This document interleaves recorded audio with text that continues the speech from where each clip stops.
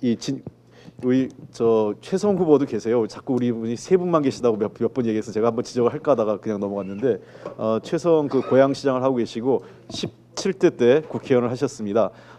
남북관계 통일 문제에서도 전문성도 있고 고양시장을 하시면서 행정적 능력에 대해서도 검증을 받으신 우리 당의 대선 후보로서 손색이 없는 최성 시장님의 대리에서 이 진희관 교수님 모셨습니다. 네. 네, 안녕하십니까. 인제대학교 통일학부의 진희관입니다. 우선 의미 있는 정책 토론회에서 발언할 수 있는 기회를 주신 거에 대해서 감사드리고요. 그리고 저도 이제 최성 고양시장 캠프에 있는 사람으로 이렇게 소개가 되었는데 캠프가 만들어진 줄 저도 최근에 알았습니다. 이제 워낙 뒤늦게 참여를 해서 다만 이제 저는 최성 시장과는 오랜 기간 통일 북한을 같이 공부해왔고 오래전에는 김대중 대통령께서 대통령 되시기 전에 3단계 통일론을 만들 때 이제 같이 작업을 했던 그런 선후배지간의 인연으로 지금까지 같이 여러 가지 활동을 좀 해오고 있다 이런 생각이 들고요. 그리고 최성 시장에 대해서 아시는 분들은 아시겠습니다만 제가 볼 때는 물론 학계에서도 많은 기여를 했습니다만 우리나라 사람들 중에 어느 누구보다도 통일에 대한 의지가 강한 그리고 또 실천력 있게 노력을 하는 그런 대표적인 분 중에 한 분 아닌가 저는 그렇게 생각을 하고 있습니다. 자기 고향도 아닌 경기도 고양시에 가서 거기 가서 이제 여러 가지 주춧돌을 놓는 이유도 행신역에 있는 KTX를 뒤로 돌려서 신의주까지 가고자 하는 그런 열망이 매우 강한 이제 그런 사람이다 이런 저 나름의 이렇게 평가를 하고 있습니다. 그래서 저는 이제 최성 시장하고 생각이 다른 입장에서 나온 건 아니고 상당히 비슷합니다만 어떤 그분을 대신해서 무엇을 말씀드리는 건 아니고요. 제가 오늘 드리고자 하는 말씀 크게 두 가지인데 미국의 트럼프가 출범한 이후에 트럼프 행정부 출범 이후에 그리고 또 트럼프가 출범하는 과정에서 표현한 발언들을 보면 52년 체제 아시는 분들 아시겠습니다만 일본의 전후 처리를 매듭지은 52년 샌프란시스코 강화조약 체제 독도 문제도 이것 때문에 여전히 오리무중에 쌓이는 그런 문제가 돼버리는 게 아닌가 이런 생각이 드는데요. 52년 체제의 균열을 예고하고 있다라는 생각이 많이 듭니다.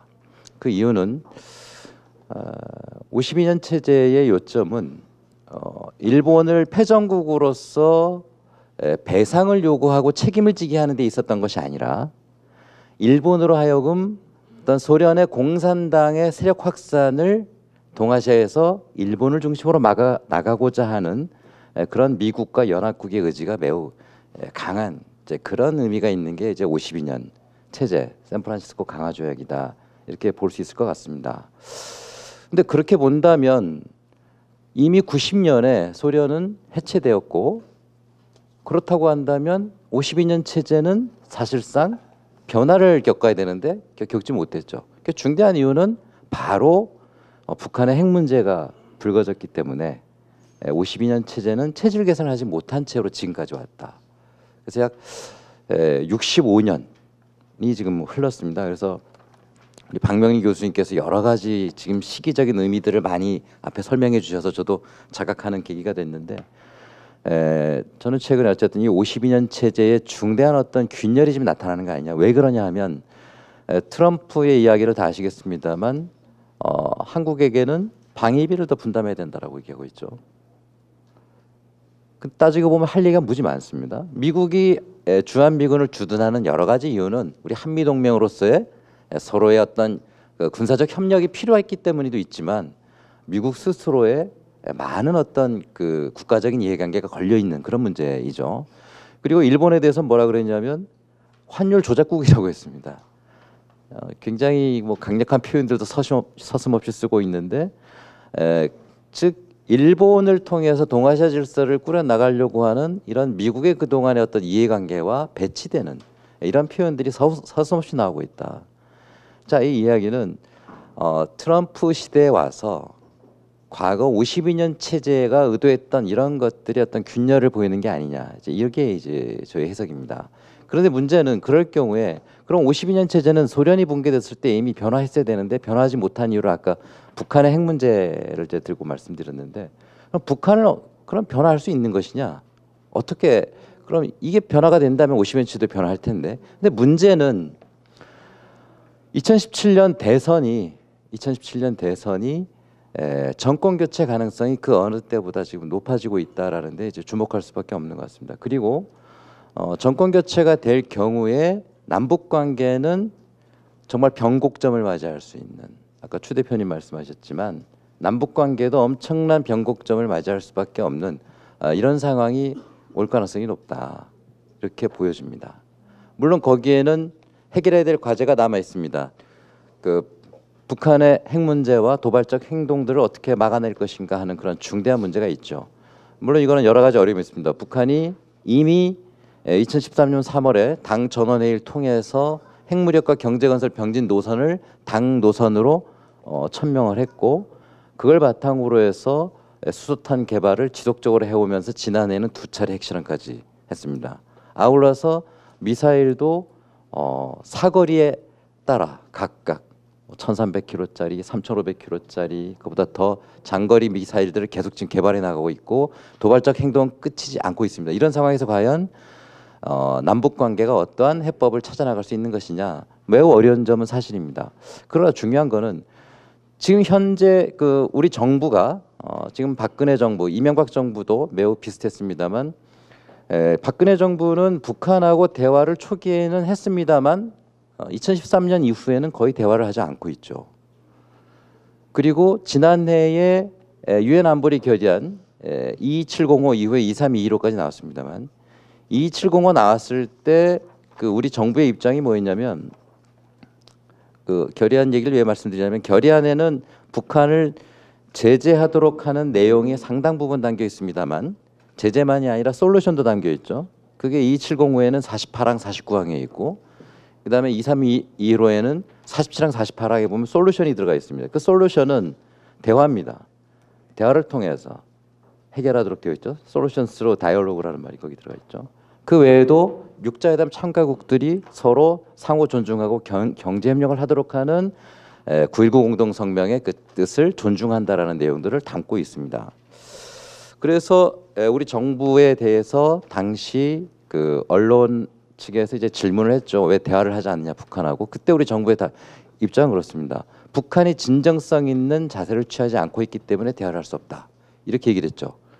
근데 이제 다시 물어볼 수 있는 게 그러면 과연 분단 이후에 60여 년 동안 북한이 진정성 있는 행동을 한 건 언제인가? 없죠. 그렇게 따지면. 그럼 왜 과거엔 대화를 했나? 진정성이 있든 없든 북한의 잘못된 행동이 한 번에 심한 위기를 가져올 수 있기 때문에 그런 것들을 제어하기 위해서 북한이 좋아서가 아니라 한반도의 미래를 위해서 대화하는 거 아니겠습니까? 그럼 박근혜 정부는 대화를 안 했느냐? 했죠. 2013년에 개성공단이 그 당시에 북한이 근로자들 출근 안 시키고 문제를 일으켰을 때 대화를 했습니다. 그래가지고 2013년 8월에 8.14 합의를 이뤄냈죠. 어떤 일이 있어도 개성공단 닫지 않도록 하겠다. 그러면 그 당시에 북한은 진정성이 있었느냐? 북한은 그 당시에 2013년에 핵실험을 했어요. 2월 달에. 3월 달에는 아까 말씀드린 핵무력 경제건설 병진노선을 발표했습니다. 그러나 박근혜 정부는 북한하고 대화를 했어요. 북한의 진정성이 있었습니까? 참 그때하고 2016년하고 뭐가 다르다는 얘기죠. 그 쉽게 얘기하면은 그 일관성을 찾아내기가 매우 어렵습니다. 결국은 어떻게 됐느냐? 오랜 기간 북한하고 대화하지 않고 아무것도 하지 않았기 때문에 결국 북한은 더욱더 도발적인 행동을 더 많이 했고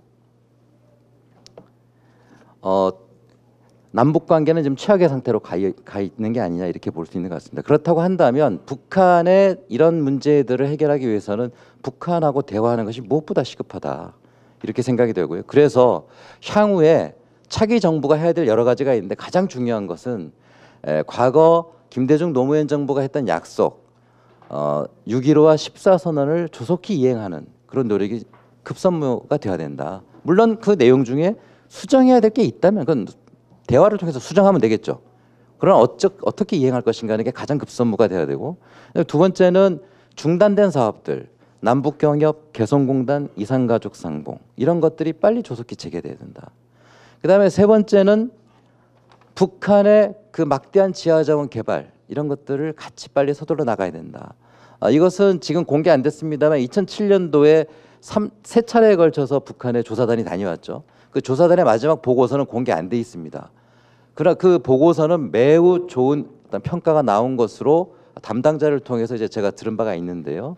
뭐 그러한 상호 이익이 될 수 있는 것들을 빨리 진행해 나가고 그보다도 더 여러 가지가 있습니다. 우리 접경 지역에 그동안 그 적경지역이라는 이유로 많이 침체돼 있었는데 이 적경지역에 특구를 만들어서 남북이 공동 발전할 수 있는 그런 방안들이라든가 그다음에 한 가지 더 말씀드리면 지금 농업이 온난화로 인해서 매우 머지않은 장래에 심각한 어떤 위기를 가져올 수가 있는데 남북이 농업 협력을 하지 않으면 안 되는 북한의 저기온의 땅이 우리한테 매우 필요합니다. 그런 부분들을 해결하는 문제, 뭐 여러 가지 숙제들이 있는데 중요한 것은 어떻게 이런 것들을 정경분리 원칙을 세워서 일관되게 해나가느냐는 부분하고 그다음에 두 번째는 개성공단 전면 중단 조치에서 느꼈지만 정부가 일방적으로 사업을 중단시킬 수 있는 이런 현상들을 제한하는 그런 어떤 제도적 장치 마련이 매우 필요하다라는 생각이 듭니다. 뭐 얘기가 많았습니다만 이제 시간이 다 되어서 끝으로 이제 말씀을 드리면